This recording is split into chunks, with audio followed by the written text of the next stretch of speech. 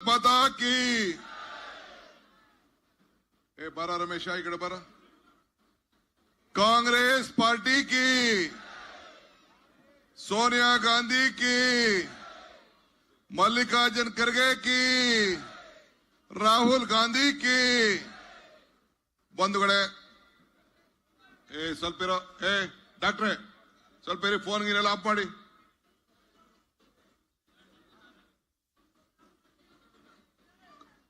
ಭಾರತೀಯ ರಾಷ್ಟ್ರೀಯ ಕಾಂಗ್ರೆಸ್ ಪಕ್ಷದ ಸ್ವಲ್ಪ ಇಲ್ಲಿ ಡಿಸಿಪ್ಲಿನ್ ಸ್ವಲ್ಪ ಇರಿ, ನೀವು ಕೂತ್ಕೊಳ್ಳಿ, ನೀನು ಕೂತ್ಕೊಳ್ಳಿ ಸ್ವಲ್ಪ. ಭಾರತೀಯ ರಾಷ್ಟ್ರೀಯ ಕಾಂಗ್ರೆಸ್ ಪಕ್ಷದ ಅಧ್ಯಕ್ಷರಾದಂತ ನಮ್ಮ ರಾಷ್ಟ್ರೀಯ ನಾಯಕರಾದಂತ ಮಲ್ಲಿಕಾರ್ಜುನ್ ಖರ್ಗೆ ಸಾಹೇಬ್ರೆ, ವೇದಿಕೆಯಲ್ಲಿರುವಂತ ನಿಮ್ಮ ತಾಲೂಕಿನವರೇ ಆದಂತ ವಿಧಾನ ಪರಿಷತ್ತಿನ ಸದಸ್ಯರಾದಂತ ಪುಟ್ಟಣ್ಣವರೇ, ನಮ್ಮ ಮಾಜಿ ಶಾಸಕರು, ನಮ್ಮ ಹಿರಿಯ ಮುಖಂಡರಾದಂತ ಸಾತ್ ಅಲಿ ಖಾನ್ ರವರೇ, ಮಾಜಿ ಮಂತ್ರಿಗಳಾದಂತ ಈ ನಮ್ಮ 5 ಗ್ಯಾರಂಟಿಗಳ ಅನುಷ್ಠಾನ ಸಮಿತಿಯ ಅಧ್ಯಕ್ಷರಾಗಿ ಜವಾಬ್ದಾರಿಯನ್ನು ತೆಗೆದುಕೊಂಡಂತ ನಮ್ಮ ಎಚ್.ಎಂ. ರೇವಣ್ಣವರೇ, ವಿಧಾನ ಪರಿಷತ್ತಿನ ಸದಸ್ಯರಾದಂತ ಸುಧಾಮ್ ದಾಸ್ ರವರೇ, ಜಿಲ್ಲಾ ಕಾಂಗ್ರೆಸ್ಸಿನ ಅಧ್ಯಕ್ಷರಾದಂತ ಗಂಗಾಧರ್ ಅವರೇ, ಮಾಜಿ ಶಾಸಕರಾದಂತ ಅಶ್ವಥ್ ರವರೇ, ಪ್ರಧಾನ ಕಾರ್ಯದರ್ಶಿಗಳಂತ ವಿಶ್ವನಾಥ್ ರವರೇ, ನಮ್ಮ ಜೂನಿಯರ್ ಫೌಜದಾರ್ ಅವರೇ, ರಘು ರಾಮಣ್ಣವರೇ, ನಮ್ಮ ಹಿರಿಯ ಮುಖಂಡರಂತ ಅಶ್ಮತ್ ಪಾಜಾ ನಿಜಾಮಿ ಅವರೇ, ಶಿವಣ್ಣವರಿದ್ದಾರೆ, ನಮ್ಮ ಮಹಿಳಾ ಕಾಂಗ್ರೆಸ್ಸಿನ ಅಧ್ಯಕ್ಷರಾದಂತ ದೀಪಾರವರು ಇದ್ದಾರೆ, ರಘುರಾಮಣ್ಣವರಿದ್ದಾರೆ, ಮುನ್ಸಿಪಲ್ ಅಧ್ಯಕ್ಷರು ಪ್ರಶಾಂತ್ ಮತ್ತು ಹೊಸದಾಗಿ ನಮ್ಮ ಪಕ್ಷಕ್ಕೆ ತಂಡವಾಗಿ ಸೇರಿದಂತ ಜನತಾದಳದ ಎಲ್ಲ ಕೌನ್ಸಿಲರ್ಗಳೇ, ನಮ್ಮ ಬಿಜೆಪಿಯಿಂದ ನಮ್ಮ ಪಕ್ಷಕ್ಕೆ ಸೇರಿದಂತ ಮಲ್ವೀರೇಗೌಡ್ರೆ, ವಾಣಿ ಶಿವರಾಮ್ರವರು, ನಮ್ಮ ಶಿವರಾಮ್ರವರ ಧರ್ಮಪತ್ನಿ ಬಂದಿದ್ದಾರೆ. ಇನ್ನ ಬಹಳ ಜನ ಎಲ್ಲ ಮುಖಂಡರುಗಳು ಬಿಜೆಪಿ ಮತ್ತು ಜನತಾದಳ ಸೇರಿ ಮಲ್ಲಿಕಾರ್ಜುನ್ ಖರ್ಗೆ ಅವರಿಗೆ, ಡಿ.ಕೆ. ಶಿವಕುಮಾರ್ ಅವರಿಗೆ, ಸಿದ್ದರಾಮಯ್ಯನವರಿಗೆ ಬೆಂಬಲ ಕೊಡಬೇಕು ಅಂತೇಳಿ ಆಗಮಿಸತಕ್ಕಂತ ಎಲ್ಲ ವಿವಿಧ ಪಕ್ಷದ ಮುಖಂಡಗಳೇ, ಮತದಾರರೇ, ಕಾಂಗ್ರೆಸ್ ಪಕ್ಷದ ಕಾರ್ಯಕರ್ತರೇ, ಕಾಂಗ್ರೆಸ್ನ ಬ್ಲಾಕ್ ಕಾಂಗ್ರೆಸ್ನ ಅಧ್ಯಕ್ಷಗಳೇ, ಎಲ್ಲ ನನ್ನ ಸೋದರ ಸೋದರಿಯರೇ, ಒಂದು ಐತಿಹಾಸಿಕವಾದಂತಹ ಸಮಾವೇಶ. ಸ್ವಲ್ಪ ನೀವು ಇಲ್ಲಿರೋರು ಶಾಂತಿಯಿಂದ ಇರಬೇಕು, ಅವರೊಬ್ರಿಗೆ ಬಿಡ್ರಿ. ಇದೊಂದು ಐತಿಹಾಸಿಕವಾದಂತಹ ಸಮಾವೇಶ. ನನಗೆ ಚನ್ನಪಟ್ಟಣ ಅಂತ ಅಂದ್ರೆ ನನ್ನ ಕರಳು, ತಾಯಿ ಮನೆಗೆ ಹೋದಂಗೆ ಕರಳು ಭಾವನೆಯನ್ನ ವ್ಯಕ್ತಪಡಿಸ್ತದೆ. ನನ್ನ ಕಷ್ಟ ಕಾಲದಲ್ಲಿ 4 ಎಲೆಕ್ಷನ್ ಅನ್ನ ವಿಧಾನಸಭೆಗೆ ಒಂದು ಭಾಗ ಇಲ್ಲಿ ನಿಲ್ಲಿಸಿ ನನ್ನನ್ನ ಕಳಿಸಿ ಗೆಲ್ಸ್ಕೊಟ್ರಿ.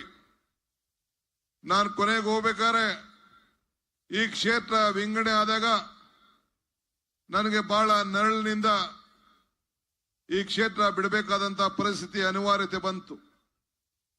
ನನಗೆ ಇವತ್ತು ಒಂದು ಆಸೆ, ಯಾವ್ದಾದ್ರು ಒಂದು ಭಗವಂತ ಅವಕಾಶ ಕೊಟ್ರೆ ಈ ಚನ್ನಪಟ್ಟಣ ವಿಧಾನಸಭಾ ಕ್ಷೇತ್ರದಿಂದ ನಾನು ಸ್ಪರ್ಧಿಸಬೇಕು ಅನ್ನೋದು ನನಗೆ ಒಂದು ಆಸೆ. ಯಾಕೆಂದ್ರೆ ಇಲ್ಲಿರುವಂತ ಜಾತ್ಯತೀತ ತತ್ವ, ನಮ್ಮ ಬಡವರು, ಅಲ್ಪಸಂಖ್ಯಾತರು, ಬೆಸ್ತ ಸಮುದಾಯ, ತಿಗಳ ಸಮುದಾಯ, ಪರಿಶಿಷ್ಟ ಜಾತಿ, ಪರಿಶಿಷ್ಟ ಪಂಗಡ, ಅಲ್ಪಸಂಖ್ಯಾತರು, ಒಕ್ಕಲಿಗರು ಎಲ್ಲ ಹಿಂದುಳಿದವರಿಗೂ ಬಹಳ ಸಹಬಾಳ್ವೆಯಿಂದ ಸರ್ವರಿಗೂ ಎಲ್ಲ ವರ್ಗದವರು, ಕುವೆಂಪುರು ಯಾವ ರೀತಿ ಶಾಂತಿಯ ತೋಟ ಅಂತ ಹೇಳ್ತಾರೆ ಹಂಗೆ ಎಲ್ಲ ಜನಾಂಗದವ್ರಿಗೂ ಕೂಡ ವರ್ತಕರ ಆದಿಯಾಗಿ ಬಾಳ್ಮೆಯಿಂದ ನೋಡುವಂತ ಒಂದು ಪವಿತ್ರವಾದಂತ ಭೂಮಿ. ಹಾಗೆ ರಾಜಕಾರಣದಲ್ಲಿ ಬಹಳ ಅನೇಕ ವ್ಯತ್ಯಾಸಗಳು ಆದ್ರಿಂದ ಈ ಜಿಲ್ಲೆ ಬೇರೆ ಬೇರೆ ಬಂದು ಇಲ್ಲಿ ರಾಜಕಾರಣವನ್ನ ಮಾಡುವಂತ ಒಂದು ಪರಿಸ್ಥಿತಿ ಬಂತು. ನಾವು ತಯಾರು ಮಾಡಿದಂತ ಅನೇಕ ನಾಯಕರುಗಳು ನಮ್ಮನ್ನ ದೂರ ಹೋಗ್ಬೇಕಾದಂತ ಒಂದು ಪರಿಸ್ಥಿತಿ ಬಂತು. ಆದ್ರೂ ಕೂಡ ನೀವೆಲ್ಲ ನಮ್ಮ ಕಷ್ಟ ಕಾಲದಲ್ಲಿ ನಿಂತಿರೋದನ್ನ ನಾನು ಮರೀಲಿಕ್ಕೆ ಸಾಧ್ಯ ಇಲ್ಲ. ಇವತ್ತು ಕೂಡ ಚನ್ನಪಟ್ಟಣ ತಾಲೂಕಿನ ಯಾವುದೇ ಕಾರ್ಯಕರ್ತರು ಬಂದ್ರು ಕೂಡ ನನಗೆ ನನ್ನ ಕ್ಷೇತ್ರದ ಕಾರ್ಯಕರ್ತರೇ ಬರ್ತಾ ಇದ್ದಾರೆ ಅನ್ನೋ ಒಂದು ಭಾವನೆಯನ್ನ ಇವತ್ತು ಕೂಡ ನನ್ನ ಕಣ್ಣಿಗೆ ಕಾಣ್ತಾ ಇದೆ. ನಾನು ಇವತ್ತು ಪವಿತ್ರವಾದಂತಹ ಸಭೆಯಲ್ಲಿ ಜನತಾದಳದ ಕಾರ್ಯಕರ್ತರಿಗೆ ಮತ್ತು ಬಿಜೆಪಿ ಕಾರ್ಯಕರ್ತರಿಗೆ ಏನು ಕರೆಯನ್ನ ಕೊಡ್ಲಿಕ್ಕೆ ನಾನು ಬಯಸ್ತಾ ಇದ್ದೀನಿ ಅಂತಂದ್ರೆ, ನಿಮ್ಮ ಭವಿಷ್ಯ ಕಾಂಗ್ರೆಸ್ ಶಕ್ತಿ, ಈ ದೇಶದ ಶಕ್ತಿ. ಕಾಂಗ್ರೆಸ್ ಇತಿಹಾಸ ಈ ದೇಶದ ಇತಿಹಾಸ. ಕಾಂಗ್ರೆಸ್ ಅಧಿಕಾರಕ್ಕೆ ಬಂದ್ರೆ ಎಲ್ಲ ವರ್ಗದ ಜನರ ಅಧಿಕಾರಕ್ಕೆ ಬಂದಂಗೆ. ಇವತ್ತು ಈ ದೇಶದಲ್ಲಿ ಯಾವುದೇ ಬಡಜನತೆಯ ಕಾರ್ಯಕ್ರಮ ಇದ್ರೂ ಕೂಡ ಇಂದಿರಾ ಗಾಂಧಿ ಅವರ ಕಾಲದಿಂದ ಹಿಡಿದು, ಜವಾಹರ್ಲಾಲ್ ನೆಹರು ಕಾಲದಿಂದ ಹಿಡಿದು, ಮನಮೋಹನ್ ಸಿಂಗ್ ಕಾಲದವರೆಗೂ ಕೂಡ, ದೇವರಾಜ ಅರಸು ಅವರ ಕಾಲದಿಂದ ಹಿಡಿದು ಕೃಷ್ಣ ಅವ್ರ ಕಾಲದವರೆಗೂ, ಈಗ ಸಿದ್ದರಾಮಯ್ಯ ಕಾಲದವರೆಗೂ ಕೂಡ ಎಲ್ಲ ಬಡ ಜನತೆಗೆ ಅನುಕೂಲ ಆಗುವಂತ ಕಾರ್ಯಕ್ರಮಗಳನ್ನ ಜನರಿಗೆ ಉಡೋ ಭೂಮಿಯಿಂದ ಹಿಡಿದು, ಪೆನ್ಷನ್ ಇಂದ ಹಿಡಿದು, ಇವತ್ತು ಎಲ್ಲ ಮಕ್ಕಳಿಗೆ ಬಿಸಿ ಊಟದಿಂದ ಹಿಡಿದು, ಎಲ್ಲ ಶಾಲಾ ಕಾಲೇಜುಗಳಿಗೆ ಉತ್ತಮವಾದಂತಹ ವಿದ್ಯಾಭ್ಯಾಸ ಎಲ್ಲ ಕೂಡ ಗಮನದಲ್ಲಿ ಇಟ್ಕೊಂಡು, ಯಾರನ್ನು ಬಿಡಬೇಡ್ರಿ, ಡೋಂಟ್ ಲೀವ್ ಎನಿವನ್, ಇವರೇ ಯಾರನ್ನು ಬಿಟ್ಟು ಡಿಸ್ಟರ್ಬ್ ಮಾಡ್ಬಿಡಿ, ಎಲ್ಲ ಕೆಳಗಡೆ ವೆಯ್ಟ್ ಮಾಡ್ಲಿ. ಎಲ್ಲರೂ ಕೂಡ ಈ ಸಂದರ್ಭದಲ್ಲಿ ನಾವು ಎಲ್ಲ ವರ್ಗಕ್ಕೂ ಕೂಡ ಸಹಾಯ ಮಾಡುವಂತ ಕೆಲಸವನ್ನ ನಾವು ಮಾಡಿಕೊಂಡು ನಾವು ಬರ್ತಾ ಇದ್ದೇವೆ. ಇದನ್ನ ತಾವು ಗಮನದಲ್ಲಿ ಇಟ್ಕೊಳ್ಬೇಕು. ಇದು ಕಾಂಗ್ರೆಸ್ ಪಕ್ಷದ ಮಾತ್ರ ಸಾಧ್ಯ. ನಾನು ಜನತಾದಳದ ಬಿಜೆಪಿ ಕಾರ್ಯಕರ್ತರಿಗೆ ಹೇಳೋದಿಷ್ಟೇ, ಜನತಾದಳಕ್ಕೆ ಭವಿಷ್ಯ ಇಲ್ಲ ಅನ್ನೋದನ್ನ ನಿಮ್ಮ ಶಾಸಕರು ತೋರಿಸ್ಕೊಟ್ಟಿದ್ದಾರೆ. ಇವತ್ತು ಅವರ ಬಾಮೈದನನ್ನ, ದೇವೇಗೌಡರ ಅಳಿಯನನ್ನ ಇವತ್ತು ತೆನೆಯತ್ತ ಮಹಿಳೆಯ ಚಿಹ್ನೆಯಲ್ಲಿ ಬಿಟ್ಟು, ಜನತಾದಳ ಬಿಟ್ಟು ಈ ದೇಶಕ್ಕೆ ಯಾರನ್ನ ನೀವು ಪ್ರಧಾನಮಂತ್ರಿ ಮಾಡಿದ್ರಿ? ಯಾವ ಜಿಲ್ಲೆ ನಿಮ್ಮನ್ನ ಮುಖ್ಯಮಂತ್ರಿ ಮಾಡ್ತು? 2 ಬಾರಿ ಕುಮಾರಸ್ವಾಮಿನ ಎಲ್ಲಿ ಶಾಸಕರನ್ನ, 3 ಬಾರಿ ಶಾಸಕರನ್ನ ಮಾಡಿ ಮುಖ್ಯಮಂತ್ರಿ ಮಾಡ್ತು? ಆ ಜಿಲ್ಲೆಯನ್ನ ತೊರೆದು ಇವತ್ತು ಬೇರೆ ಜಿಲ್ಲೆಗೆ ಹೋಗಿ ಚುನಾವಣೆಗೆ ಸ್ಪರ್ಧೆಯನ್ನ ಮಾಡ್ತಾ ಇದ್ದಾರೆ. ನಾನು ನೆನೆ ಬಿಡದಿಲಿ ಒಂದು ಮಾತು ಹೇಳಿದೆ. ಮಾಗಡಿ ಕ್ಷೇತ್ರದಲ್ಲಿ ಕುಮಾರಸ್ವಾಮಿ ಅವರಿಗೆ ಧೈರ್ಯ ಇದ್ದಿದ್ರೆ ಇದೇ ಚನ್ನಪಟ್ಟಣದಲ್ಲಿ ನೀನು ಕರ್ಮಭೂಮಿ ಅಂತ ಭೂಮಿಲಿ ಚುನಾವಣೆಯನ್ನು ಎದುರಿಸಬೇಕಾಗಿತ್ತು ಕುಮಾರಣ್ಣ ಅಂತ ನಾನು ಒಂದು ಪ್ರಶ್ನೆಯನ್ನ ಅವ್ರ ಮುಂದೆ ನಾನು ಹಾಕ್ಲಿಕ್ಕೆ ನಾನು ಬಯಸ್ತಾ ಇದ್ದೇನೆ. ಬಂಧುಗಳೇ, ಇವತ್ತು ಬಿಜೆಪಿಯ ಪರಿಸ್ಥಿತಿಯನ್ನ ತಾವು ಗಮನಿಸಿದ್ದೀರಿ. ನಾನು ಬಿಜೆಪಿಯ ಚಿಹ್ನೆಯಲ್ಲಿ ಇವತ್ತು ದೇವೇಗೌಡರ ಅಳಿಯ ಇವತ್ತು ಚುನಾವಣೆಯಲ್ಲಿ ನಿಂತಿದ್ದಾರೆ. ಒಂದ್ ಕಡೆ ದೇವೇಗೌಡರ ಮೊಮ್ಮಗ ಜನತಾದಳದ ಅಭ್ಯರ್ಥಿಯಾಗಿ ನಿಂತಿದ್ದಾರೆ. ಕುಮಾರಸ್ವಾಮಿ ಅವರು ಮಂಡ್ಯದಿಂದ ನಿಂತಿದ್ದಾರೆ. ನನ್ನ ಸಮೀಕ್ಷೆ, ನಾನು ಎಲ್ಲ ಕಡೆ ಪ್ರವಾಸ ಮಾಡಿ ನೋಡಿದ್ದೇನೆ. 3 ಕಡೆ ಕೂಡ, ಹಾಸನ ಇರ್ಬೋದು, ಮಂಡ್ಯ ಇರ್ಬೋದು, ಬೆಂಗಳೂರು ಗ್ರಾಮಾಂತರದಲ್ಲಿ, ಈ 3 ಕ್ಷೇತ್ರದಲ್ಲೂ ಕಾಂಗ್ರೆಸ್ ಪಕ್ಷದ ಅಭ್ಯರ್ಥಿ ಗೆದ್ದೇ ಗೆಲ್ತಾರೆ ಅನ್ನೋ ಒಂದು ಆತ್ಮವಿಶ್ವಾಸ ಇವತ್ತು ನಾನು ನಿಮ್ಮ ಮುಂದೆ ನಾನು ಹೇಳ್ತಾ ಇದ್ದೇನೆ. ಇವತ್ತು ಯಾವ ರೀತಿ ಚುನಾವಣೆ ಇದೆ, ಇದೇ ರೀತಿ ಚುನಾವಣೆ ಡಿ.ಕೆ. ಸುರೇಶ್ ಅವರನ್ನ 2013ರಲ್ಲಿ ಚುನಾವಣೆಗೆ ನಿಲ್ಲಿಸಿದಾಗ ನೀವು ಗಮನಿಸಿರ್ಬೇಕು. ಅವತ್ತು ನಾವು 3 ಜನ ಶಾಸಕರು ಇದ್ದಿದ್ದು, 5 ಜನ ಶಾಸಕರು ಜನತಾದಳದಲ್ಲಿ ಇದ್ರು. ಅವತ್ತು ಬಿಜೆಪಿಯವರು ಜನತಾದಳ ಇಬ್ರು ಸೇರಿ ಕುಮಾರಸ್ವಾಮಿಯ ಧರ್ಮಪತ್ನಿ ಅನಿತಾ ಕುಮಾರಸ್ವಾಮಿ ಅವ್ರನ್ನ ಚುನಾವಣೆಗೆ ನಿಲ್ಲಿಸಿದ್ರು. ಆಗ ನೀವೆಲ್ಲ ಸೇರಿ ಸಹಾಯ ಮಾಡಿದ್ರಿ. ಯೋಗೇಶ್ ಎಸ್ಪಿಯಿಂದ ಇದ್ರು. ಅವತ್ತಿನ ಕಾಲದಲ್ಲಿ ನಮ್ಗೆಲ್ಲ ಬೆಂಬಲವಾಗಿ ಆ ಕಾರ್ಯಕರ್ತರು ಬೆಂಬಲವನ್ನು ಕೊಟ್ಟರು. ನಾನು ಮರೀಲಿಕ್ಕೆ ಸಾಧ್ಯ ಇಲ್ಲ. ಆದ್ರೆ ಯಾವ ಕಾರಣಕ್ಕೂ ಆ ಕಾರ್ಯಕರ್ತರಿಗೂ ಜನತಾದಳಕ್ಕೂ ಹೊಂದಾಣಿಕೆ ಆಗ್ಲಿಕ್ಕೆ ಸಾಧ್ಯ ಇಲ್ಲ. ಇದು ತಾವೆಲ್ಲ ಗಮನದಲ್ಲಿ ಇಟ್ಕೊಳ್ಳಿ. ಇದು ಹಳ್ಳಿಲಿ ಜಗಳ ಆಡಿ ಇವತ್ತು ಜನತಾದಳದವರು ಬಿಜೆಪಿ ನಂಬುದಿಲ್ಲ, ಬಿಜೆಪಿಯವರು ಜನತಾದಳ ನಂಬುದಿಲ್ಲ. ಮುಂದಕ್ಕೆ ಚುನಾವಣೆ ಆಗ್ತಿದ್ದಂಗೆ ಅದೊಂದು ಮಹಾಯುದ್ಧ ಪ್ರಾರಂಭ ಆಗ್ತದೆ. ಇದು ಚನ್ನಪಟ್ಟಣದಲ್ಲಿ ಗಟ್ಟಿಟ್ಟ ಬುದ್ಧಿ. ನನ್ನ ವಾಕ್ಯ ಖಚಿತ ಅನ್ನೋ ಮಾತನ್ನ ಈ ಸಂದರ್ಭದಲ್ಲಿ ಹೇಳಲಿಕ್ಕೆ ನಾನು ಬಯಸ್ತಾ ಇದ್ದೇನೆ. ಇದು ನನಗೆ ಬೇರೆ ರಾಜಕಾರಣ ಬೇಡ ಇಲ್ಲಿ. ಆದ್ರೆ ನಿಮಗೆ ತಿಳುವಳಿಕೆಯನ್ನು ಕೊಡಬೇಕಾದ್ದು ನನ್ನ ಡ್ಯೂಟಿ. ಜನತಾ ದಳದ ಎಲ್ಲ ಕಾರ್ಯಕರ್ತರು ತಾವು ಸ್ವಾಭಿಮಾನಿಗಳಿದ್ದೀರಿ. ನಿಮ್ಗೆ ಈ ಜಿಲ್ಲೆಯ ಮಗ ಇವತ್ತು ಕುಮಾರಸ್ವಾಮಿಗೆ, ದೇವೇಗೌಡರಿಗೆ, ಹಾಸನದಿಂದ ಬಂದಂತವ್ರಿಗೆ ನಾವು ಅವಕಾಶ ಮಾಡಿಕೊಟ್ಟಿದ್ದೇವೆ. ನಾನೇ ನಿಂತ್ಕೊಂಡು ಮುಖ್ಯಮಂತ್ರಿ ಸ್ಥಾನಕ್ಕೆ ಸೂಚಿಸಿದ್ದೇನೆ. ಅವತ್ ಕಾಲದಲ್ಲಿ ಮಲ್ಲಿಕಾರ್ಜುನ್ ಖರ್ಗೆ ಅವರು ಕೂಡ ಜಾತ್ಯತೀತ ತತ್ವ ಉಳಿಬೇಕು ಅನ್ನೋ ದೃಷ್ಟಿಯಿಂದ 5 ವರ್ಷ ಬೇರೆ ಶಕ್ತಿ ನಾವು ಕಾಂಗ್ರೆಸ್ ಪಕ್ಷ ಬೆಂಬಲವನ್ನ ಬರೀ 80 ಸೀಟ್ ಇದ್ದಂತವ್ರ 38 ಜನಕ್ಕೆ ಬೆಂಬಲ ಕೊಟ್ಟು ಮುಖ್ಯಮಂತ್ರಿ ಮಾಡ್ದು. ಆದ್ರೆ ಅದನ್ನ ಉಳಿಸ್ಕೊಳಕ್ ಆಗ್ಲಿಲ್ಲ. ಯಾರು ಕುಮಾರಸ್ವಾಮಿನ ಇಳಿಸ್ಲಿಕ್ಕೆ ಪ್ರಯತ್ನ ಮಾಡಿದ್ರು ಅವತ್ತು ಇದೇ ಯೋಗೇಶ್ವರ್ ಕುಮಾರಸ್ವಾಮಿ ಇಳಿಸ್ಲಿಕ್ಕೆ ಪ್ರಯತ್ನ ಮಾಡಿದ್ರು. ಇವತ್ತು ಬೇರೆ ಎಲ್ಲ ಅಶೋಕ್, ಇವತ್ತು ಯಡಿಯೂರಪ್ಪನವರು, ಅಶ್ವಥ್ ನಾರಾಯಣ, ಯಾರು ನಮ್ಮ ಗೋಪಾಲಯ್ಯ, ಯಾರು ನಾರಾಯಣಗೌಡ, ಯಾರ್ಯಾರು ಕುಮಾರಸ್ವಾಮಿನ ಕೆಳಗೆ ಇಳಿಸಿದ್ರು ಇವತ್ತು ಕುಮಾರಸ್ವಾಮಿ ಹತ್ರ ಬಂದು ತಬ್ಬಾಡ್ತಾ ಇದ್ದಾರೆ. ಇದು ರಾಜಕಾರಣದಲ್ಲಿ ಸಾಧ್ಯನಾ? ನೀವು ಬೆಳಗ್ಗೆ ಸಾಯಂಕಾಲ ದುಡಿದು ಹೋರಾಟ ಮಾಡಿ ದ್ವೇಷ ಕಟ್ಕೊಂಡು ಕೇಸ್ ಹಾಸ್ಕೊಂಡು ಒಡೆದಾಟದ ಪರಿಸ್ಥಿತಿ ಏನಾಗಬೇಕು? ಈ ಇಬ್ರು ಒಂದಾದ್ರೆ ಅನ್ನೋದನ್ನ ಒಂದ ಪ್ರಶ್ನೆಯನ್ನ ನಿಮ್ ಮುಂದೆ ಹೇಳ್ತಾ ಇದ್ದೀನಿ. ಓಲಿ ಯಾವ್ದಾದ್ರು ಸಿದ್ಧಾಂತಕ್ಕೆ ಒಳಗೆ ಆದ್ರ? ಯಾವ ಸಿದ್ಧಾಂತ ಕೂಡ ಇಲ್ಲ, ಯಾವುದು ಒಂದು ನೀತಿ ಇಲ್ಲ. ಆದ್ರಿಂದ ಈ ಸಂದರ್ಭದಲ್ಲಿ ತಾವು ಜನತಾ ದಳದವರು ಇಲ್ಲ ಬಿಜೆಪಿ ಕಾರ್ಯಕರ್ತರು ಬಹಳ ಜನ ನಮ್ಮ ಮೇಲೆ ವಿಶ್ವಾಸ ಇಟ್ಟು ನಮ್ಮ ಜೊತೆ ಸೇರಿದ್ದೀರಿ. ನಿಮ್ಗೆಲ್ಲ ನಾನು ಸ್ವಾಗತ ಮಾಡ್ತೇನೆ. ನಾನು DK ಸುರೇಶ್ ಮತ್ತು ನಿಮ್ಮೆಲ್ಲ ಮುಖಂಡಗಳು ನಿಮ್ಮನ್ನ ನಾನು ಬಹಳ ಸಂತೋಷದಿಂದ ಸ್ವಾಗತವನ್ನ ನಾನು ಮಾಡಿ ನಿಮ್ಮನ್ನ ಒಟ್ಟಿಗೆ ತೆಗೆದುಕೊಂಡು ಹೋಗುವಂತ ಕೆಲಸವನ್ನು ಮಾಡ್ತೀನಿ. ನಾನು ಕುಮಾರಸ್ವಾಮಿಗೆ ಒಂದು ಮಾತು ಕೇಳಲಿಕ್ಕೆ ಪ್ರಶ್ನೆ ಮಾಡ್ತೀನಿ. ನಿನಗೆ ಅಧಿಕಾರ ಇತ್ತಲ್ಲೇನಪ್ಪ, 2 ಬಾರಿ ಮುಖ್ಯಮಂತ್ರಿ ಆಗಿದ್ದೆ, ಬೇಕಾದಷ್ಟು ಬಿಜೆಪಿ ಜೊತೆ ಹೊಂದಾಣಿಕೆ ಇತ್ತು, ಒಬ್ಬ ಕಾರ್ಯಕರ್ತನಿಗೆ ಒಂದು ಅಧಿಕಾರವನ್ನ ನಿನ್ ಕೈಯಲ್ಲಿ ಕೊಡ್ಸಕ್ ಆಗ್ಲಿಲ್ಲ. ಚನ್ನಪಟ್ಟಣದಲ್ಲಿ ನಿನ್ನ ಮುಖ್ಯಮಂತ್ರಿ ಆಗಿದ್ದಾಗ ನಿನ್ನ ಕಾರ್ಯಕರ್ತರು ಒಬ್ರು ಕೂಡ ನೀನು ರಕ್ಷಣೆ ಮಾಡಕ್ ಆಗ್ಲಿಲ್ಲ. ಒಬ್ರು ಕೂಡ ಒಂದು ಒಳ್ಳೆ ಗಾಡಿಲಿ ಓಡಾಡ್ಲಿಕ್ಕೆ ನೀನು ಸಂತೋಷವನ್ನು ಪಡಕ್ ಆಗ್ಲಿಲ್ಲ. ನಿನ್ನ ಕಾರ್ಯಕರ್ತರಿಗೆ ರಕ್ಷಣೆ ಮಾಡಕ್ ಆಗ್ಲಿಲ್ಲ ಅಂತ ಅಂದ್ಮೇಲೆ ನೀನು ಇವತ್ತು ಮಂಡಿಕ್ ಹೋಗಿ ಆ ಕಾರ್ಯಕರ್ತರ ಮೇಲೆ ನಂಬಿಕೆ ಇಲ್ಲದೆ ಮಂಡಿಕ್ ಹೋಗಿ ಚುನಾವಣೆಯನ್ನ ನಿಂತ್ಕೊಂಡಿದ್ಯೆ. ಇವತ್ತು ನಿಮ್ಮ ಬಾಮೈದನ್ನ ನಿನ್ನ ಪಕ್ಷ ಬಿಟ್ಬಿಟ್ಟು ಬೇರೆ ಪಕ್ಷಕ್ಕೆ ಹೋಗಿ ಇವತ್ತು ಚುನಾವಣೆ ಕಣಕ್ಕೆ ನಿಲ್ಲಿಸ್ತಾ ಇರೋದು, ಇದಕ್ಕಿನ್ನ ಅವಮಾನ ಇನ್ನೊಂದು ಇಲ್ಲ ಅಂತ ಹೇಳಿ ನಾನು ಗೌಡ್ರಿಗೆ, ಕುಮಾರಸ್ವಾಮಿಗೆ ಹೇಳಲಿಕ್ಕೆ ನಾನು ಈ ಸಂದರ್ಭದಲ್ಲಿ ನಾನು ಪ್ರಯತ್ನವನ್ನ ನಾನು ಮಾಡ್ತಾ ಇದ್ದೀನಿ. ಬಂಧುಗಳೇ, ತಮ್ಗೆ ಹೇಳೋದು ಇಷ್ಟೇ. ಈಗ ಬಿಜೆಪಿ ಅಭ್ಯರ್ಥಿಯಾಗಿ ಮಂಜುನಾಥ್ ನಿಲ್ಲಿಸಿದ್ದಾರೆ. ನಾನು ಅವ್ರ ಬಗ್ಗೆ ಏನ್ ಮಾತಾಡ್ಲಿ? ಪಾಪ ಎಲ್ಲ ಸರ್ಕಾರಿ ನೌಕರಲ್ಲಿದ್ರು, ಇವತ್ತು ಬಂದು ಚಿಹ್ನೆ ಜನತಾ ಬಿಜೆಪಿ ಚಿಹ್ನೆಯಲ್ಲಿ ನಿಂತಿದ್ದಾರೆ. ನಾನು ಬಿಜೆಪಿ ಅವರು ಏನ್ ಮಾಡಿದ್ರು ಅಂತ ಒಂದು ಪ್ರಶ್ನೆ ಕೇಳ್ತಾ ಇದ್ದೀನಿ. ನಿಮ್ಗೊಂದು ಮಾತು ಕೊಟ್ರು, ನಾವೊಂದು ಅಡ್ವರ್ಟೈಸ್ಮೆಂಟ್ ಕೊಟ್ಟಿದ್ದೋ ನಿನ್ನೆನೋ ಮೊನ್ನೆನೋ, ಒಂದು ಖಾಲಿ ಚೊಂಬು ಅಂತ ಹೇಳಿ ಚೊಂಬು ಕೊಟ್ಬಿಟ್ರಿ ನಮ್ ಜನರಿಗೆ ಅಂತ ಕೊಟ್ಟಿದ್ದು. 15 ಎಲ್ಲ ಕಪ್ಪು ಹಣವನ್ನ ತೆಗೆದುಕೊಂಡು ಬಂದು ನಿಮ್ಮೆಲ್ಲರಿಗೂ ಕೂಡ 15 ಲಕ್ಷ ರೂಪಾಯಿ ಹಾಕ್ತಿವಿ, ನೀವು ಜನ್ಧನ್ ಅಕೌಂಟ್ ಮಾಡಿ ಅಂತ ಹೇಳಿ ನಿಮ್ಮೆಲ್ಲರಿಗೂ ಹೇಳಿದ್ರು. ಯಾರಿಗಾರು 15 ಲಕ್ಷ ಬಂತ ತಾಯಿ? ನಿಮ್ ಮನೆ ಯಜಮಾನ್ರಿಗೆ ಯಾರಿಗಾರು ಬಂತ? ನಿಮ್ಗೆ ಯಾರಿಗಾರು ಬಂತ 15 ಲಕ್ಷ?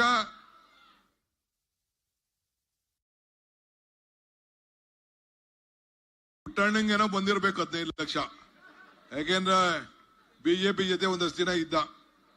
ಪುಟ್ಟಣ್ಣ ನಿನ್ಗೇನೋ ಬಂತ? ಏನಿಲ್ಲ. ಸಾತಾಲಿ ಕಾಣ್ಕಂತೂ ಏನು ಬರ್ಲಿಲ್ಲ ಬಿಡಿ. ಏನು ಬರ್ಲಿಲ್ಲ, ಪುಟ್ಟಣ್ಣಗಂತೂ ಬರ್ಲಿಲ್ಲ. ನಿಮ್ಗೆ ಯಾರಿಗಾರು ಸಿಕ್ತಾ? ಓಲಿ ನಾವೆಲ್ಲ ರೈತರಿದ್ದೀವಿ, ಎಷ್ಟು ಜನ ರೈತರಿದ್ದೀವಿ. ನಮ್ಮ ಆದಾಯ ಏನಾರು ಡಬಲ್ ಆಯ್ತಾ? ಯಾರಿಗಾರು ಡಬಲ್? ಈ ಬಿಜೆಪಿ ಸರ್ಕಾರ ಇತ್ತು, ಏನಾರು ಡಬಲ್ ಆಯ್ತಾ ರೈತರಿಗೆ? ಓಲಿ ಏನಾರು ಉದ್ಯೋಗ ಬಂತ? ಏನಿಲ್ಲ. ಇವತ್ತು ನಾವು ಚುನಾವಣಾ ಮುಂಚಿತವಾಗಿ ನಾನು ಮತ್ತು ಸಿದ್ದರಾಮಯ್ಯನವರು ಇಬ್ರು ಪ್ರವಾಸ ಮಾಡ್ದು. ಇವತ್ತು ವೇದಿಕೆ ಮೇಲೆ ನಮ್ಮ ಭಾರತೀಯ ರಾಷ್ಟ್ರೀಯ ಕಾಂಗ್ರೆಸ್ ಅಧ್ಯಕ್ಷರಂತ ಮಲ್ಲಿಕಾರ್ಜುನ್ ಖರ್ಗೆ ಸಾಹೇಬ್ರಿದ್ದಾರೆ. ಒಬ್ಬ ಬ್ಲಾಕ್ ಕಾಂಗ್ರೆಸ್ ಅಧ್ಯಕ್ಷರಾಗಿದ್ದವರು, ಅಧ್ಯಕ್ಷರಾಗಿ ಗುಲ್ಬರ್ಗದಲ್ಲಿ ಕೌನ್ಸಿಲರ್ ಆಗಿದ್ಕೊಂಡು ಇವತ್ತು AICC ಅಧ್ಯಕ್ಷರು ಶ್ರೀ ಮಹಾತ್ಮ ಗಾಂಧೀಜಿಯವರು ಕೂತಂತ ಜಾಗದಲ್ಲಿ, ಇಂದಿರಾ ಗಾಂಧಿಯವರು ಕೂತಂತ ಜಾಗದಲ್ಲಿ, ಪಂಡಿತ್ ನೆಹರು ಅವರು ಕೂತಂತ ಜಾಗದಲ್ಲಿ ಇವತ್ತು ಮಲ್ಲಿಕಾರ್ಜುನ್ ಖರ್ಗೆ ಅವರು ಇವತ್ತು ಆ ಸ್ಥಾನದಲ್ಲಿ ಇವತ್ತು ಕೂತಿದ್ದಾರೆ. ನಾನು ಅವರ ಸಮ್ಮುಖದಲ್ಲಿ ಈ ವಿಚಾರವನ್ನ ತಮ್ಗೆ ನಾನು ಹೇಳ್ತಾ ಇದ್ದೇನೆ. ಅವರು ಈ ದೇಶಕ್ಕೆ ಒಂದು ದೊಡ್ಡ ಆಸ್ತಿ. ಕರ್ನಾಟಕದ ಆಸ್ತಿ ಅಲ್ಲ. ಒಂದು ಪಕ್ಷಕ್ಕೆ ಒಂದು ಶಿಸ್ತಿನ ಸಿಪಾಯಿ ಅಂತ ಹೇಳಿದ್ರೆ ಅವ್ರು ಯಾವ ಅಧಿಕಾರನೂ ಹುಡುಕೊಂಡು ಹೋಗಿರ್ಲಿಲ್ಲ. ಪಕ್ಷ ಏನ್ ಕೊಡ್ತೋ ಆ ಜವಾಬ್ದಾರಿನ ಇವತ್ತು ಅವರು ವಹಿಸ್ಕೊಂಡು ಇವತ್ತು ಹೋಗ್ತಾ ಇದ್ದಾರೆ. ಇವತ್ತು ನಮ್ಮ ತಾಲೂಕಿಗೆ ಬಂದು ನಾನು ಕೇಳಿದ್ರು, ಏನಾಯ್ತು ಮಳವಳ್ಳಿ, ಏನಾಯ್ತು ಚನ್ನಪಟ್ಟಣ ಅಂತೇಳಿ. ನಮ್ಗೆ ಹೆಚ್ಚಿಗೆ ಓಟ್ ಬರ್ಲಿಲ್ಲ, ಆದ್ರೆ ಆ ಜನಕ್ಕೆ ನಮ್ಮ ಮೇಲೆ ಪ್ರೀತಿ ಇದೆ. ಕಳೆದ ವಿಧಾನಸಭೆಯಲ್ಲಿ ಆಗ್ಲಿಲ್ಲ, ನಮ್ಮವರೆಲ್ಲ ಬಹಳ ಜನ ಬಿಜೆಪಿಗೆ ಹೋಗಿ ಮಧ್ಯ ಕ್ಯಾಂಡಿಡೇಟ್ ವಿಚಾರದಲ್ಲಿ ಎಲ್ಲ ಸೇರ್ಕೊಂಡ್ರು ಅಂತೇಳಿ ಅವ್ರಿಗೆ ಬಿಡಿಸಿ ಹೇಳಿದೆ. ಆದ್ರೆ ಅವ್ರಿಗೆ ವ್ಯಕ್ತಪಡಿಸಿದ್ದೇನೆ, ನೀವೆಲ್ಲ ಸೇರಿ ನಮ್ಮ ಕೈಯನ್ನ ಬಲಪಡಿಸಿರಿ. ಡಿ.ಕೆ. ಸುರೇಶ್ ಅವರು ಮಾಡಿದಂತ ಕೆಲಸ ಕಾರ್ಯಗಳಿಗೆ ತಾವು ಖಂಡಿತ ಆಶೀರ್ವಾದ ಮಾಡೇ ಮಾಡ್ತೀರಿ ಎಂದ ವಿಶ್ವಾಸವನ್ನ ನಿಮ್ಮೆಲ್ಲರ ಪರವಾಗಿ ನಾನು ವ್ಯಕ್ತಪಡಿಸಿದ್ದೇನೆ. ಬಂಧುಗಳೇ, ನಾನು ಕೇಳೋದಿಷ್ಟೇ, ಇವತ್ತು ಡಿ.ಕೆ. ಸುರೇಶ್ ಅವರು ಈ ವೇದಿಕೆಗೆ ನಾವು ಕರೆಸಲಿಲ್ಲ. ಕಾರಣ, ಈ ಎಲೆಕ್ಷನ್ ಕಮಿಷನ್ ಅವರು ಎಲ್ಲ ಈ ಅಕೌಂಟ್ ಎಲ್ಲ ಅವ್ರ ಅಕೌಂಟ್ ಬರೆದು ಬಿಟ್ಟಿದ್ದಾರೆ. ಈಗಾಗಲೇ ಜನತೆ ಬಿಜೆಪಿ ಅಭ್ಯರ್ಥಿಗೆ ಜಾಸ್ತಿ ಬರಲಿಲ್ಲ. ರಾಮನಗರದಲ್ಲಿ ದೊಡ್ಡ ಪೆಂಡಾಲ್ ಹಾಕಿದ್ರು, ಅದಕ್ಕೆ ಲೆಕ್ಕಕ್ಕೆ ಬರೀಲಿಲ್ಲ. ನಮ್ಮ ಅಕೌಂಟ್ಗೆಲ್ಲ ಬರೀತಾರೆ. ನಾನು ಅದಕ್ಕೆ ಈಗ ಮಾತಾಡೋದು ಬೇಡ ಅಂತೇಳಿ ಅವ್ರನ್ನ ಇಲ್ಲಿಗೆ ಆಹ್ವಾನಿಸಿಲ್ಲ.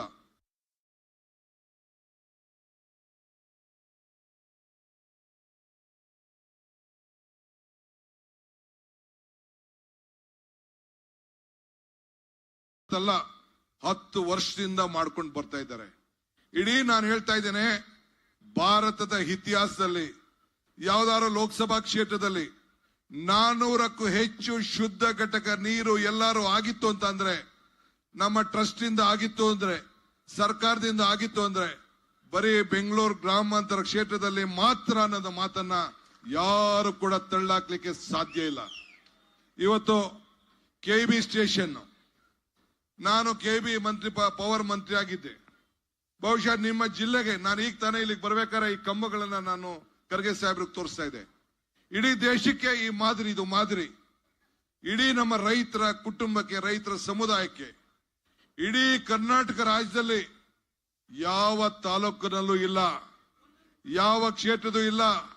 ಒಬ್ಬ ರೈತನಿಗೆ ಒಂದು ಟ್ರಾನ್ಸ್ಫಾರ್ಮರ್, ಇಬ್ರು ರೈತರಿಗೆ ಒಂದು transformer, high voltage distribution scheme ಅನ್ನು ಮಾಡಿ ಇಡೀ ದೇಶಕ್ಕೆ ಮಾದರಿ ಕ್ಷೇತ್ರ ಯಾವ್ದಾರು ಇತ್ತು ಅಂದ್ರೆ ಅದು ಬೆಂಗಳೂರು ಗ್ರಾಮಾಂತರ ಕ್ಷೇತ್ರ. ಇದಕ್ಕೆ ಡಿ.ಕೆ. ಸುರೇಶ್ ಕಾರಣ ಅನ್ನೋದನ್ನ ನನಗೆ ಹೇಳಲಿಕ್ಕೆ ಬಹಳ ಸಂತೋಷ ಆಗ್ತದೆ. ಇವತ್ತು ಎಷ್ಟೋ ಸ್ಟೇಷನ್ಗಳು, KB ಸ್ಟೇಷನ್ಗಳು, ಇವು 66, 220 ಸ್ಟೇಷನ್ಗಳು, ಒಂದು 10 ಸ್ಟೇಷನ್ಗಳು ಇವತ್ತು ಚನ್ನಪಟ್ಟಣಕ್ಕೆ ಆಗಿದೆ. ಇವತ್ತು ಸತ್ಯಗಾಲದಿಂದ ನೀರನ್ನ ಒದಗಿಸ್ಕೊಳ್ಳುವಂಥದ್ದು ಯಾರು? ಕುಮಾರಸ್ವಾಮಿ ನೋಡಿದ್ರ ಸತ್ಯಗಾಲನ? ಯೋಗೇಶ್ ನೋಡಿದ್ರ? ಇವತ್ತು ಸುರೇಶ್ ಅವರು ನನ್ನನ್ನ ಉಪಯೋಗಿಸ್ಕೊಂಡು, ಸಿದ್ದರಾಮಯ್ಯ ಸರ್ಕಾರ ಉಪಯೋಗಿಸ್ಕೊಂಡು ಇವತ್ತು ಅಂತ ಒಂದು ದೊಡ್ಡ ನೀರಿನ ಭಾವನೆಯನ್ನ ತಪ್ಪಿಸ್ಲಿಕ್ಕೆ ಒಂದು ದೊಡ್ಡ ಪ್ರಯತ್ನವನ್ನ ಮಾಡಿದ್ದಾರೆ. ಇದಲ್ಲದೆ ಕಣ್ವ ಜೀವ ನದಿ ಆಗ್ಬೇಕು ಅನ್ನೋ ದೃಷ್ಟಿಯಿಂದ ಅನೇಕ ಅಭಿವೃದ್ಧಿ ಕೆಲಸವನ್ನ ಇವತ್ತು ಅವರು ಮಾಡ್ಕೊಂಡು ಬಂದಿದ್ದಾರೆ. ನಾನು ಒಂದೇ ಒಂದು ಮಾತು ಹೇಳಲಿಕ್ಕೆ ನಾನು ಬಯಸ್ತಾ ಇದ್ದೀನಿ ಕುಮಾರಸ್ವಾಮಿಗೆ, ಯೋಗೇಶ್ಗೆ. ಎಲ್ಲಿ ಹೋಗಿದ್ರಿ ನೀವು? ಎಲ್ಲಿ ಕೊರೋನಾ ಬಂದಾಗ ಏನಾಗಿತ್ತು ನಿಮ್ಗೆ? ಮನೆಯಿಂದ ಈಚೆ ಬರ್ಲಿಲ್ಲ, ಒಬ್ರು ರಕ್ಷಣೆಗೆ ಬರ್ಲಿಲ್ಲ. ಆದ್ರೆ ಡಿ.ಕೆ. ಸುರೇಶ್ ಮನೆಗೂ ಔಷಧಿ, ಮನೆಗೂ ಸ್ಯಾನಿಟೈಸರ್, ಮನೆಗೂ ಫುಡ್ ಕಿಟ್ಟು ಎಲ್ಲ ಬಡವರ ಪರವಾಗಿ ನಿಂತ್ಕೊಂಡು ಕೊನೆಗೆ ಔಷಧಿ, ಊಟ ಎಲ್ಲ ಕೊಟ್ಟು ಸ್ಮಶಾನಕ್ಕೆ ಹೋಗಿ ಇವತ್ತು ಸ್ಮಶಾನದಲ್ಲಿ ಹೆಣ ಉಣುವಂತ ಕೆಲಸ ಕೂಡ ಡಿ.ಕೆ. ಸುರೇಶ್ ಮಾಡೋದನ್ನ ಯಾರು ಕೂಡ ಇತಿಹಾಸನ ಬದಲಾವಣೆ ಮಾಡ್ಲಿಕ್ಕೆ ಸಾಧ್ಯ ಇಲ್ಲ. ಒಬ್ಬ ಕೇಂದ್ರ ಮಂತ್ರಿ ಸುರೇಶ್ ಅಂಗಡಿ ಕೇಂದ್ರದ ಮಂತ್ರಿನ ಅವನ ಹೆಣವನ್ನ ತಂದು ಅವ್ರ ಊರಿಗೆ ಕುಟುಂಬಕ್ಕೆ ಕೊಡಕ್ ಆಗ್ಲಿಲ್ಲ ಕೇಂದ್ರ ಸರ್ಕಾರ. ಆದ್ರೆ ಸುರೇಶ್ ಅವರು ಇವತ್ತು ಪ್ರತಿಯೊಂದು ಕುಟುಂಬಕ್ಕೂ ಕೂಡ ಸಾಂತ್ವನ ಹೇಳಿ ಮನೆಗೂ ಹೋಗಿ ಆ ಹೆಣಗಳನ್ನ ಉಣ್ದಂತ ಒಂದು ದೊಡ್ಡ ಕೆಲಸವನ್ನ ಮಾಡಿದ್ದು ಇವತ್ತು ಇಡೀ ದೇಶ ಅದನ್ನ ಗಮನಿಸ್ತಾ ಇದೆ. ಆದ್ರಿಂದ ಇವತ್ತು ಸುರೇಶ್ ಅವ್ರಿಗೆ ತಾವು ಆಶೀರ್ವಾದ ಮಾಡಬೇಕು. ಇವತ್ತು ನಾನು ಕೇಂದ್ರದ ನಮ್ಮ ಪಕ್ಷದ ಗ್ಯಾರಂಟಿ ವಿಚಾರದಲ್ಲಿ ನಮ್ಮ ಖರ್ಗೆ ಸಾಹೇಬರು ಮಾತಾಡ್ತಾರೆ, ನಾನು ಮಾತಾಡಕ್ ಹೋಗುದಿಲ್ಲ. ಆದ್ರೆ ನಾವು ಗ್ಯಾರಂಟಿ ಕೊಟ್ಟಿದ್ದೇವೆ. ನಾವು ಮಲ್ಲಿಕಾರ್ಜುನ್ ಖರ್ಗೆ ಸಾಹೇಬ್ರ ಕೈಯಲ್ಲಿ ಬೆಳಗಾಂನಲ್ಲಿ ಈ ಪ್ರಜಾಧ್ವನಿ ಯಾತ್ರೆ ಮಾಡ್ದೋ, ಅವ್ರ ಕೈಲಿ ಗೃಹ ಜ್ಯೋತಿಯನ್ನ ಉದ್ಘಾಟನೆ ಮಾಡ್ದೋ, 5 ಗ್ಯಾರಂಟಿಗಳನ್ನ ಅವರ ಅಧ್ಯಕ್ಷತೆಯಲ್ಲಿ ತೆಗೆದುಕೊಂಡು 5 ಗ್ಯಾರಂಟಿ ಇವತ್ತು 200 ಯೂನಿಟ್ ವರೆಗೂ ಉಚಿತವಾಗಿ ನಿಮ್ಗೆ ವಿದ್ಯುತ್ ಬರ್ತಾ ಇದೆ. ನೀವು ಯಾರು ಬಿಲ್ ಕಟ್ತಾ ಇದ್ದೀರೇನ್ರಮ್ಮ? ನೀವು ಯಾರು ಕಟ್ತಾ ಇದೀರೇನ್ರಿ? ಝೀರೋ ಬಿಲ್ ಬರ್ತಾ ಇದೆ ತಾನೇ? ಹೆಣ್ಣು ಮಕ್ಕಳಿಗೆ ದುಬಾರಿ ಆಗ್ತಾ ಇದೆ. ಗ್ಯಾಸ್ ಬೆಲೆ 440 ಹಿಡಿದು 1100 ಆಗೋಯ್ತು. ಪೆಟ್ರೋಲ್ ಬೆಲೆ 100 ರೂಪಾಯಿ ಆಗೋಯ್ತು. ಎಣ್ಣೆ ಬೆಲೆ 200 ಚಿಲ್ಲರೆ ಬಂದ್ಬಿಡ್ತು. ಎಣ್ಣೆ ಅಂದ್ರೆ ನಿಮ್ಮ ಎಣ್ಣೆ ಅಲ್ಲ, ಹೆಣ್ಣು ಮಕ್ಳ ಎಣ್ಣೆ 200 ರೂಪಾಯಿ ಆಗೋಯ್ತು. ಎಲ್ಲ ಉಪ್ಪಿಂದ ಹಿಡಿದು ಎಲ್ಲ ಪದಾರ್ಥಗಳು ಜಾಸ್ತಿ ಆಗ್ಬೇಕು. ಏನಾದ್ರು ಸಹಾಯ ಮಾಡ್ಬೇಕು ಅಂತ ಹೇಳಿ ಆಗ ಪ್ರಿಯಾಂಕಾ ಗಾಂಧಿ ಅವರು ಬಂದ್ರು. ಹೆಣ್ಣು ಮಕ್ಕಳಿಗೆ, ಮಹಿಳೆಯರಿಗೆ ಗೃಹಲಕ್ಷ್ಮಿ ಯೋಜನೆ ಅಂತ ಹೇಳಿ 2,000 ರೂಪಾಯಿ ಕೊಡೋದು ಅಂತ ತೀರ್ಮಾನ ಮಾಡ್ದು. 2,000 ರೂಪಾಯಿ ಕೊಡಬೇಕು ಅಂತ ತೀರ್ಮಾನ ಮಾಡಿ ನಾನು ಸಿದ್ದರಾಮಯ್ಯನವರು ಗ್ಯಾರಂಟಿಗೆ ಚೆಕ್ಗೆ ಸೈನ್ ಹಾಕ್ದೋ. ಇವತ್ತು ಆ 2,000 ರೂಪಾಯಿ ಕೊಡೋದನ್ನ ಅನುಷ್ಠಾನಕ್ಕೆ ತಂದಿದೀವಾ ಇಲ್ವಾ? ಇದು ನನ್ನ ತಾಯಂದಿರು ಹೇಳ್ಬೇಕು. ಏನ್ರಮ್ಮ ಬರ್ತಾ ಇದ್ಯಾ? ನಿಮ್ಮ ಬದುಕು ಹಸನ ಆಗ್ತಾ ಇದ್ಯಾ? ಏನ್ರ ನಿಮ್ಮ ಮನೆ ಹೆಂಗಸಗಳಿಗೆಲ್ಲ ಬರ್ತಾ ಇದ್ಯಾ? ಇಲ್ಲ. ಎಷ್ಟು ಜನಕ್ಕೆ ಬರ್ತಾ ಇದೆ? ಕೈ ಎತ್ತಿ ನೋಡೋಣ. ನೋಡಿ, ಎಲ್ಲ ಎತ್ತಾ ಇದ್ದಾರೆ. ಬಹಳ ಸಂತೋಷ ಅಮ್ಮ. ಎಲ್ಲರಿಗೂ ಬರ್ತಾ ಇದೆ. 2,000 ರೂಪಾಯಿ ಬರ್ತಾ ಇದೆ. ಎಲ್ಲ ಶಕ್ತಿ ಯೋಜನೆ ಎಲ್ಲ ಉಚಿತವಾಗಿ ಮಾವನ ಮನೆಗೆ ಹೋಗಿ, ಮಕ್ಕಳ ಮನೆಗೆ ಹೋಗಿ, ಬೀಗರ ಮನೆಗೆ ಹೋಗಿ, ಚಾಮುಂಡಿ ಬೆಟ್ಟಕ್ಕೆ ಹೋಗಿ, ಎಲ್ಲಮ್ಮನ ದೇವಸ್ಥಾನಕ್ಕೆ ಹೋಗಿ, ಧರ್ಮಸ್ಥಳಕ್ಕೆ ಹೋಗಿ, ಎಲ್ಲ ಕಡೆ ಉಚಿತವಾಗಿ ಪ್ರಯಾಣ ಮಾಡೋಂತ ಶಕ್ತಿ ಅವಕಾಶವನ್ನು ಮಾಡಿಕೊಟ್ಟು ಇವತ್ತು ಎಲ್ಲ ಕಡೆ ಅವಕಾಶ ಮಾಡಿಕೊಟ್ರೆ ಕುಮಾರಸ್ವಾಮಿ ಏನ್ ಹೇಳ್ತಾರೆ? ಇವತ್ತು ನಮ್ಮ 5 ಗ್ಯಾರಂಟಿಗಳಿಂದ ನಮ್ಮ ಹೆಣ್ಮಕ್ಳು ದಾರಿ ತಪ್ಪಿದ್ದಾರೆ ಅಂತ ಹೇಳ್ತಾರೆ. ಏನ್ರವಾ, ಯಾರು ದಾರಿ ತಪ್ಪಿದ್ದೀರನ್ರವಾ? ಏನ್ರವಾ, ಈ ಮಾತು ಹೆಣ್ಮಕ್ಳು ಕೇಳ್ಬೋದಾ? ಇದನ್ನ ನೀವು ಉತ್ತರವನ್ನು ಕೊಡಬೇಕು. 22ನೇ ತಾರೀಕು ಮತಪೆಟ್ಟೆಗೆ ಹೋಗೋಕ್ಕಿಂತ ಮುಂಚಿತವಾಗಿ ನಿಮ್ಮ ಕುಟುಂಬದವ್ರಿಗೆ ಹೇಳಿ, ಪಕ್ಕದ ಮನೆಯವ್ರಿಗೆ ಹೇಳಿ, ಇವತ್ತು ಜಾತಿ ಧರ್ಮ ಎಲ್ಲ ಬಿಟ್ಟು ಇವತ್ತು ಎಲ್ಲರಿಗೂ ಕೂಡ ಪಕ್ಷ ಭೇದ ಮಟ್ಟು ಎಲ್ಲರಿಗೂ 2,000 ಕೊಡ್ತಾ ಇದೀವೋ ಇಲ್ಲೋ? ಬಿಜೆಪಿ ಅವ್ರು ಕೊಡ್ತಾ ಇದೀವೋ ಇಲ್ಲೋ? ದಳದವ್ರು ಕೊಡ್ತಾ ಇದೀವೋ ಇಲ್ಲೋ? ಎಲ್ಲ ಬಡವ್ರು ಕೊಡ್ತಾ ಇದೀವೋ ಇಲ್ಲೋ? ನೀವ್ ಹೇಳ್ಬೇಕಿದು. ನಿಮ್ಗೆ ಉಪ್ಪು ತಿಂದವ್ರು ಯಾರು ಬಗೆದಿಲ್ಲ. ಆ ತಾಯಿಂದಿರ ಬಗ್ಗೆ ನಂಬಿಕೆ. ನಮ್ಗೆ ಹೆಣ್ಣು ಕುಟುಂಬದ ಕಣ್ಣು ಅಂತ ಹೇಳಿ ನಮ್ಮ ತಾಯಿಂದಿರ್ ಎಲ್ಲರ ಮೇಲೂ ನಮ್ಗೆ ನಂಬಿಕೆ. ನಾನು ಜಾಸ್ತಿ ಮಾತಾಡಕ್ ಹೋಗುದಿಲ್ಲ. ಇವತ್ತು ಕೆಂಪೇಗೌಡ ಈ ಜಿಲ್ಲೆಯವರು, ಇವತ್ತು ನಮ್ಮ ಬೆಂಗಳೂರು ನಗರವನ್ನ ಕಟ್ಟಂತವ್ರು. ಬಾಲಗಂಗಾಧರ ಸ್ವಾಮೀಜಿಯವರು ನಮ್ಮ ಜಿಲ್ಲೆ ಧಾರ್ಮಿಕವಾದಂತ ಒಂದು ದೊಡ್ಡ ಶಕ್ತಿಯನ್ನ ಪ್ರಾರಂಭ ಮಾಡಿದಂತವ್ರು. ಶಿವಕುಮಾರ್ ಸ್ವಾಮೀಜಿಗಳು ನಮ್ಮ ಜಿಲ್ಲೆಯವರು.